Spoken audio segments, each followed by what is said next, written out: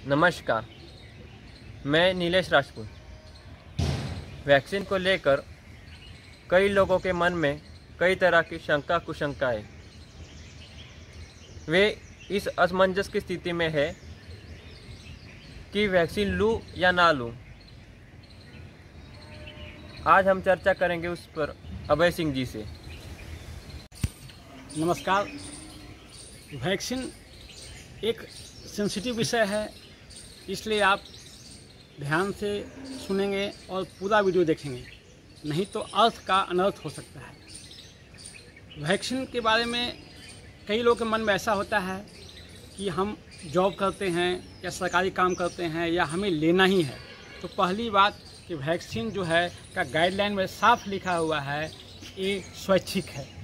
हम इसका लिंक जो है हम डिस्क्रिप्शन बॉक्स में डाल देंगे। तो वैक्सीन आपकी इच्छा पर है कि आप ले सकते हैं, आप नहीं ले सकते हैं।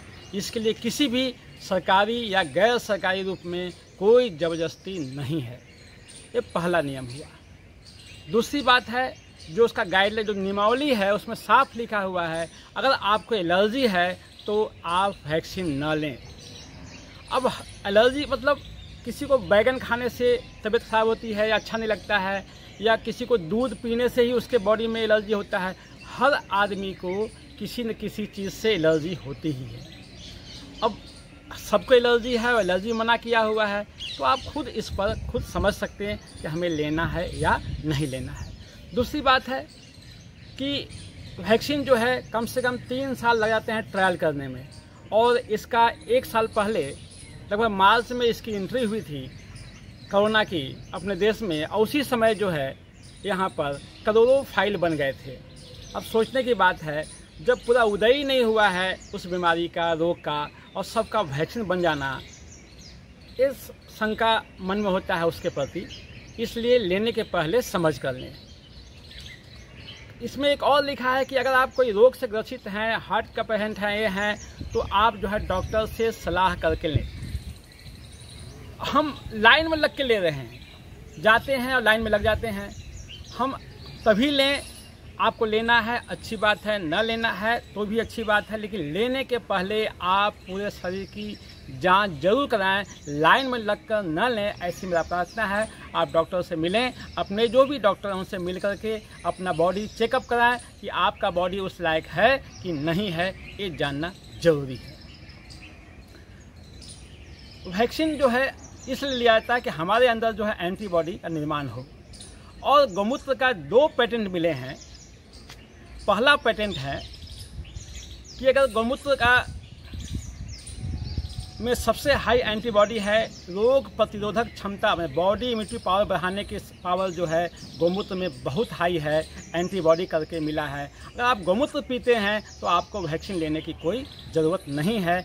इसका भी जो है जो फोटोग्राफ या लिंक जो है हम अपने डिस्क्रिप्शन बॉक्स में डाल देंगे। दूसरा पेटेंट मिला है कि एंटी इनइफेक्टिव, अगर कोई दवा आपको सूट नहीं हो रहा है तो उस स्थिति में गौमूत्र जो है आपको उस दवा के अच्छे प्रभाव को आपको लागू करवाएगा और जो दुष्प्रभाव है उसको ख़त्म करेगा।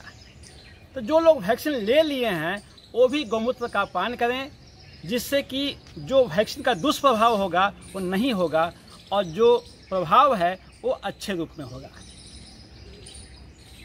वैक्सीन जो दे रहे हैं वो कहीं बता दिए हैं कि कहीं कोई गारंटी नहीं है कि इसके बाद भी आपको कोरोना होगा या नहीं होगा। किसी भी तरह की उसकी सियोरिटी नहीं ली गई है। बस इतना बोला गया है कि होगा तो पहले से कम पावर में होगा। जबकि बहुत सी मौतें ऐसी हुई जो 2-2 वैक्सीन लिए हुए थे। अच्छे अच्छे डॉक्टर्स, अच्छे अच्छे लोग इसमें गए हैं।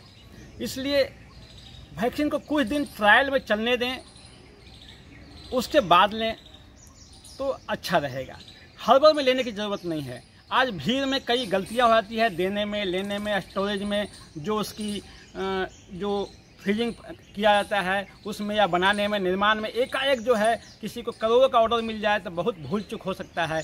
इसीलिए हम खुद के लिए, हम दूसरे के लिए नहीं बोल रहे हैं, लेकिन खुद के लिए यही सोचा कि अभी जो है हड़बड़ में नहीं लेना चाहिए, उसके प्रभाव को तो शांति से ही लेना चाहिए। और लगे कि हमें हमारे बॉडी में एंटीबॉडी कम हो रही है तब लेना चाहिए। लेकिन अब हमारे पास दो चॉइस है, या तो हम प्राकृतिक रूप से रहें, जैसे सपोज कर लीजिए कि आपके घर में परिवार नहीं है, तो या तो आप खुद खाना बनाइए या बाहर से लाना पड़ेगा। तो अगर हम जो है प्राकृतिक, जो सरकार भी बोलती है, जो सरकार का नेचुरोपैथी है, वो बोलता है कि मिट्टी, पानी, धूप, हवा हर रोगों की है दवा। तो हम मिट्टी से, पानी से, हवा से, प्रकृति से जुड़े हुए हैं, तो हमें इसकी ज़रूरत नहीं है। नहीं जुड़े हुए हैं तो उस स्थिति में, जैसे घर में कोई नहीं है तो बाहर से खाना ला के खाना पड़ता है, तो वैक्सीन ले सकते हैं।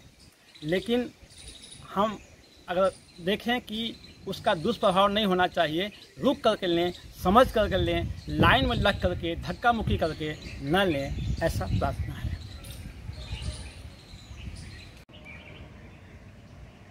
पिछले भाग में अभय सिंह जी ने बताया था